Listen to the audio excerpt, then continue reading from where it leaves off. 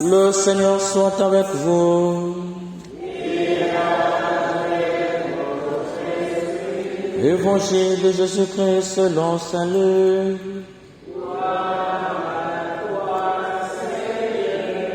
Luc au chapitre 10, le verset 38 à 42. Alors qu'il était en route avec ses disciples, Jésus entra dans un village. Une femme appelée Marthe le reçut dans sa maison. Elle avait une sœur nommée Marie qui, se tenant assise aux pieds du Seigneur, écoutait sa parole. Marthe était accaparée par les multiples occupations du service. Elle intervint et dit : « Seigneur, cela ne te fait rien ? Ma sœur me laisse seule à faire le service. Dis-lui donc de m'aider. » Le Seigneur lui répondit : « Marthe, Marthe, tu t'inquiètes, tu t'agites pour bien des choses. Une seule est nécessaire. Marie a choisi la meilleure part, elle ne lui sera pas enlevée. » Acclamons la parole de Dieu.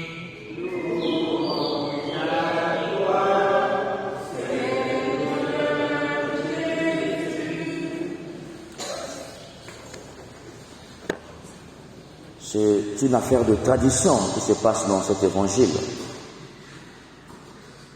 Dans la tradition juive de l'époque, il y a deux options pour accueillir un étranger. La première option, quand on accueille un étranger, on le fait asseoir et on va lui préparer à manger. On lui donne à manger et quand il finit de manger, c'est à ce moment-là qu'on prend de ses nouvelles. On lui demande comment a été le voyage, comment s'est passé, comment se comporte la famille là-bas, comment il a laissé la famille. Ça, c'était la première option. La deuxième option, c'est que quand on accueille l'étranger, on lui fait asseoir, on prend de ses nouvelles, comment a été le voyage, comment il a laissé la famille, et après l'avoir écouté, on lui fait à manger. C'est ce qui se passe dans l'évangile. Et Marthe et Marie incarnent l'une et l'autre de l'option. Marthe, c'est la première option. Tu finis d'abord de préparer à manger, tu lui donnes à manger, il finit de manger et tu lui demandes des nouvelles. Et Marie, c'est la deuxième option. Tu l'écoutes d'abord, après l'avoir écouté, tu lui fais à manger. Ce qui se passe, c'est donc une question d'option et de choix. Marthe a choisi une option, commencer à préparer, après on va écouter. Marie a choisi une option, écouter d'abord et puis on va préparer. Mais ce qui se passe, c'est que Marthe, qui a choisi une option, ne vit pas l'option qu'elle a choisie librement, tranquillement et dans la joie. Elle a choisi une option de préparer et puis venir écouter. Quand elle entend ce que Jésus est en train de donner comme nouvelle, elle veut que sa sœur puisse rentrer forcément dans son option. C'est pourquoi Jésus dit, mais c'est toi-même qui as choisi cette option. Elle aussi a choisi une des options, elle n'est pas mauvaise. Ce que tu as choisi, vis-la à fond.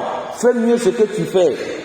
C'est pour nous dire quoi, ces frères et sœurs, dans la vie, quand tu choisis, quand tu prends une option, il faut la vivre à fond.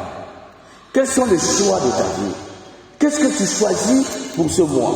Quand tu décides avec Dieu, est-ce que l'option que tu as eu à prendre, est-ce que tu vis cette option à fond?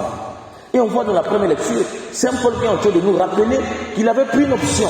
Il est sorti du judaïsme, il est rentré dans le christianisme et il vit cette option du christianisme à fond. Est-ce que la vie de foi, tu as choisi d'être catholique, est-ce que tu la vis au fond, à fond plutôt? Est-ce que quand il y a des problèmes arrivent, tu ne choisis pas d'autre option? Tu as choisi la meilleure part quand tu choisis une option avec Dieu. Et on va voir aussi aujourd'hui, l'Église nous donne à faire mémoire de Saint François d'Assise. Il a choisi une option, les pauvres. Et il a vécu avec les pauvres. Il s'est fait lui-même pauvre. C'est pour nous rappeler que l'homme, c'est dans les décisions qui se manifestent et se révèlent. Tu n'es grand que lorsque tu prends une option et tu la vis à fond. Que jamais le choix des autres puisse influencer ton choix. Car le meilleur choix, c'est toujours ce que toi, tu choisis. La grandeur de l'homme se mesure dans sa capacité à faire un choix et d'aller jusqu'au bout dans le choix qu'il s'est choisi. Demandons la grâce d'être des chrétiens qui prennent des options et qui les vivent à fond. Amen.